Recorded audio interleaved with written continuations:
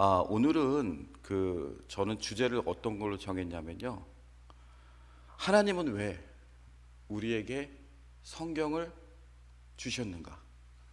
또 우리 성도들은 왜 성경을 읽어야만 하는가? 라는 너무나 너무나 당연한 걸 저는 다시 한번 되짚어 보고자 합니다.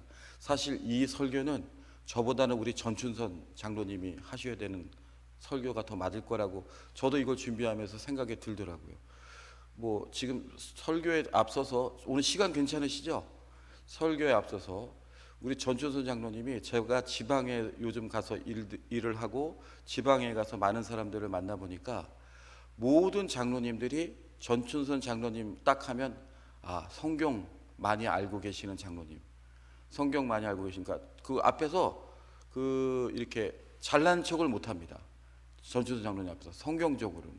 그러니까 기도 딱 하면은 어느 그 모인 자리에서 맨 마지막에 기도는 우리 전춘선 장로님이 이렇게 딱 하셔서 그렇게 확 불을 지펴주시고 그렇게 하시더라고요. 그래서 말씀을 갖고 말씀이 이렇게 다져 놓으신 그런 말씀을 많이 알고 계시는 분들은 어디에서나 하나님이 그 자리에서 쓰시고 또 다른 분들이 접근하지 못할 정도로 그 하나님이 세워주시더라고요. 그래서 이거를 준비하면서 제가 전춘선 장로님 앞에서 이렇게 해도 되나 하는 생각이 들었지만 용기를 내서 제가 지금부터 여러분과 나누고 싶습니다.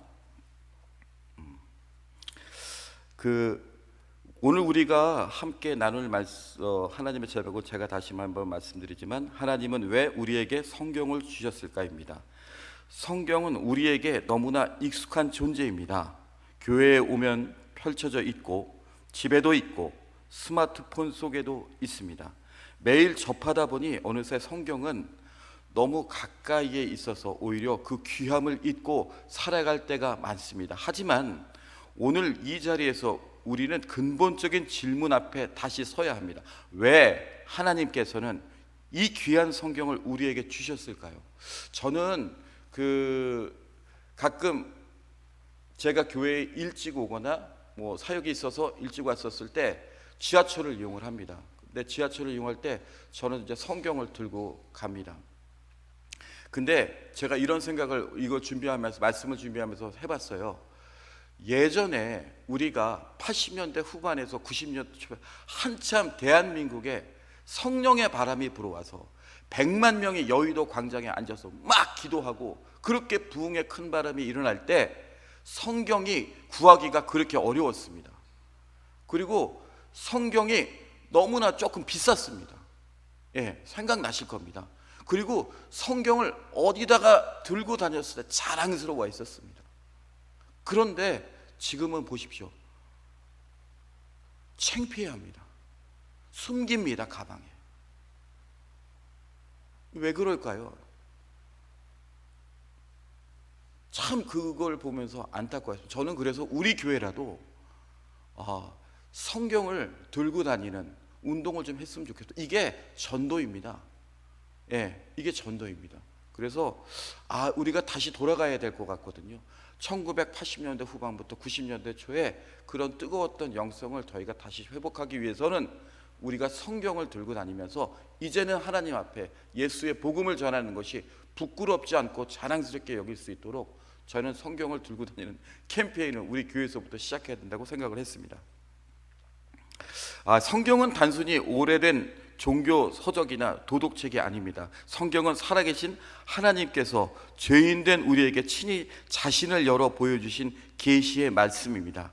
계시라는 말은 감추어진 것이 열려 보인다는 뜻입니다. 인간이 스스로 지혜를 짜내어 하나님을 발견한 것이 아닙니다. 오히려 하나님께서 먼저 말씀하시고 먼저 찾아오시고 먼저 당신 자신을 알리셨습니다. 그러기에 성경은 사람이 생각이 아닌 하나님의 마음에서 시작된 책입니다. 창세기 1장 하나님은 빛이 있으라 말씀하셨고 그대로 되었습니다. 하나님의 말씀에는 생명이 있고 능력이 있으며 없는 것을 있게 하는 창조의 권능이 있습니다.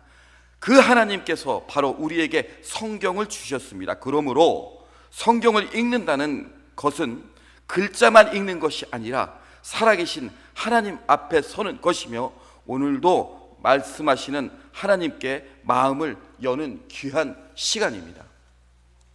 만약 우리가 성경을 읽지 않는다면 우리는 하나님을 우리 생각대로 왜곡하게 됩니다. 누군가는 하나님을 무서운 심판자로만, 누군가는 복만 주시는 분이로만, 누군가는 필요할 때만 찾는 응급실 정도만 여기게 될 수 있습니다. 그러나 성경은 다릅니다. 성경은 하나님께서 거룩하시고 사랑이시며 죄를 미워하시지만 그럼에도 불구하고 예수 그리스도 안에서 죄인을 구분하시는 분이심을 명확히 선포합니다. 우리는 오직 성경을 통해서만 하나님을 올바로 알 수 있습니다.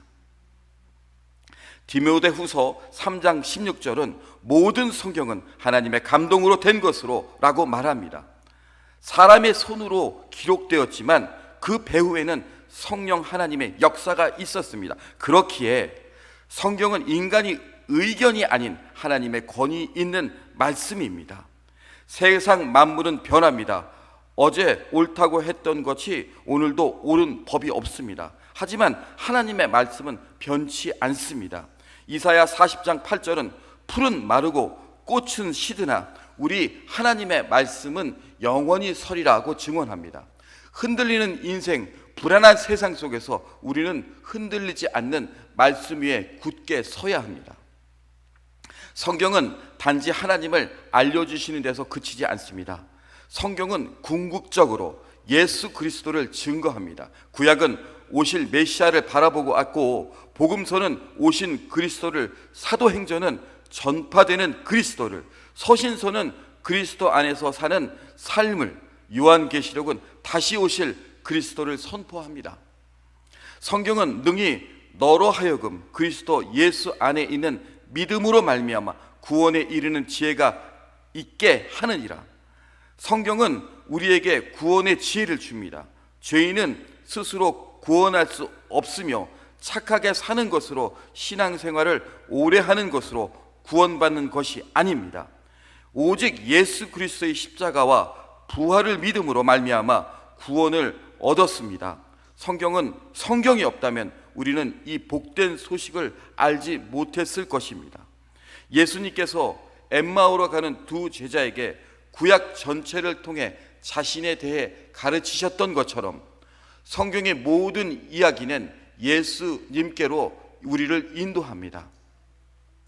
여자의 후손, 유월절 어린 양, 생명의 떡, 대제사장, 고난받는 종, 이 모든 예표들은 십자가에서 우리를 위해 피 흘리신 예수 그리스도를 가리킵니다.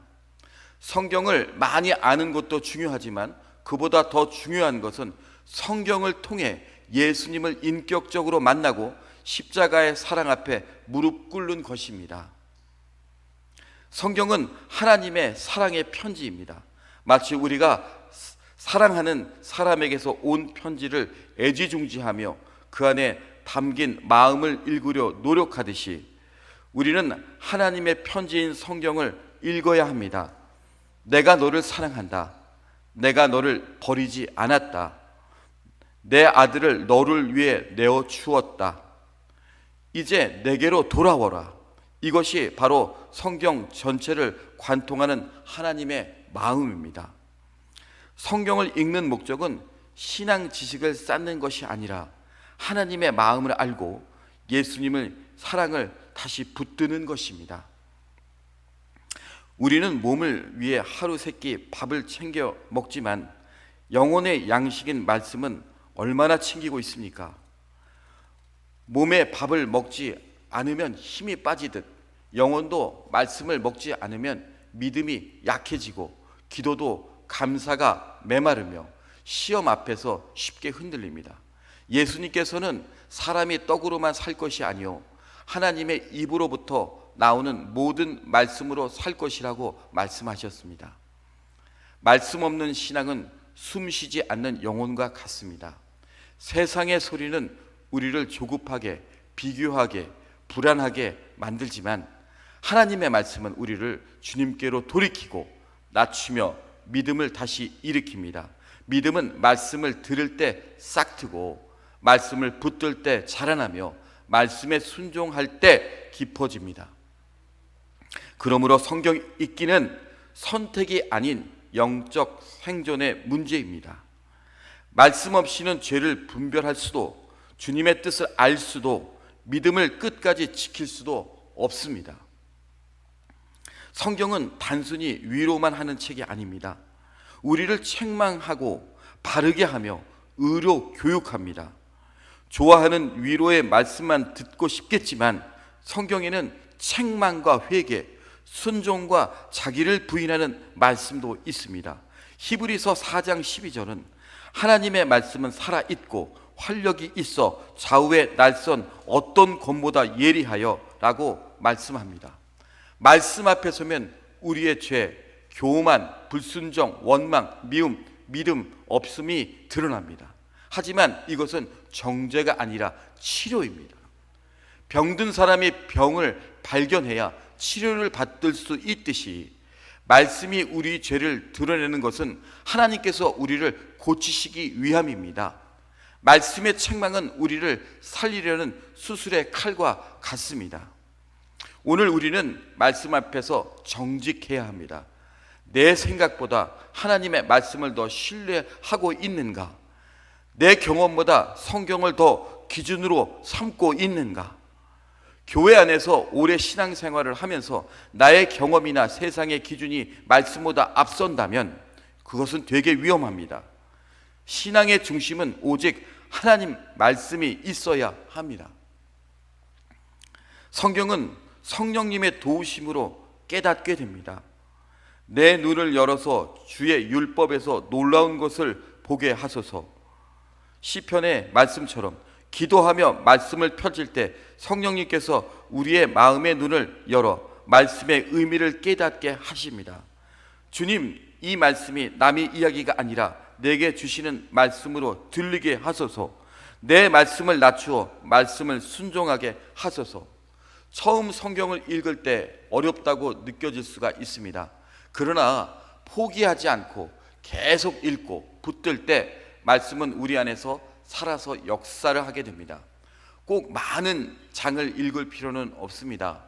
한 구절이라도 마음에 담고 오늘 내 삶을 어떻게 적용할지 고민하며 기도할 때 성경은 더 이상 책장에 잠자는 책이 아닌 내 삶을 움직이는 하나님의 음성이 됩니다.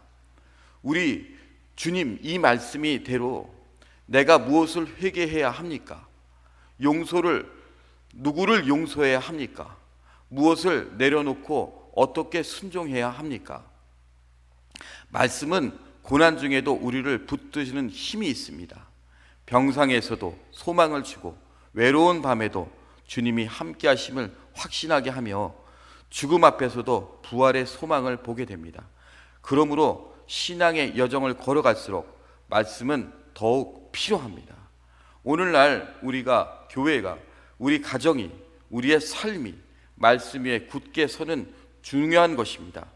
말씀이 살아날 때 예배가, 기도가, 사랑이 살아납니다. 우리 안에 예수님이 다시 크게 보이게 될 것입니다. 너는 내 말씀을 사랑하느냐? 내 귀는 내 말씀에 기울이고 있느냐? 내 말씀 앞에 순종하고 있느냐? 내 아들 예수 그리스도를 성경 속에서 만나고 있느냐? 하나님께서 오늘 우리에게 이 질문을 던지십니다. 성경을 주신 이유는 분명합니다. 하나님을 알게 하시고 예수 그리스도를 믿게 하시며 구원에 이르는 지혜를 주시기 위함입니다. 우리는 말씀 없이는 하나님을 올바로 알 수 없고 예수님을 깊이 믿을 수도, 영원히 살 수도, 죄를 이길 수도, 끝까지 믿음을 지킬 수도 없습니다. 성경의 마지막 목적은 우리를 예수님께 데려가는 것입니다. 말씀을 읽을수록 예수님이 더 귀해지고 십자가 사랑이 깊어지며 내 자랑은 작아지고 주님의 은혜가 커져야 합니다. 성경은 우리를 박식한 사람으로 만드는 것이 아니라 하나님의 사람으로 온전하게 하며 모든 선한 일을 행할 능력을 갖추게 합니다. 사랑하는 성도 여러분, 우리의 마음속 깊은 결단을 내려봅시다. 주님, 다시 말씀으로 돌아가겠습니다. 한번 따라해 보실까요? 주님, 다시 말씀으로 돌아가겠습니다. 성경을 가까이 하며 내 생각보다 말씀을 더 신뢰하겠습니다.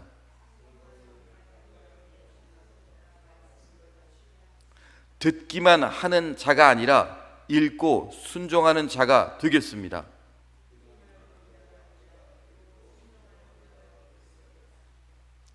성경 속에서 예수님을 더욱 깊이 만나게 하옵소서.